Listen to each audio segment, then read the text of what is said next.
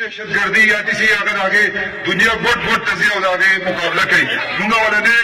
خپل د سوات کوم خویندې میندې چې دي کومې چې ګونډې شوي دي کوم چې دغه شوي دي د هغو خاوندانو وروڼو بچو قربانیانې ورکړي دي مونږ هغو ته خراج تحسین پیش کوو او مونږ نن دا یو عزم کوو چې کوم زمونږ په سوات کې کوم حالات رالو د دې نه مونږ دا ځان پوه کړو چې دا زمونږ خپل د نه یو کېدو د وجې زمونږ خپل د سوات قوم مونږ په ځای ځای تقسیم شوي وو که هغه د پارټیانو په شکل کې که هغه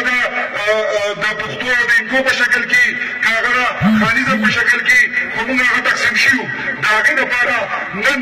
کوم چې په 25 تاریخ باندې کوم زمونږ پاک فوج سیول انتظامیه ته دا اختیارات حواله کړو مونږ په دې کوم چې دا 9 کاله 10 کاله مونږ باندې دا حالات داسې خراب تېر شو پای کې زمونږ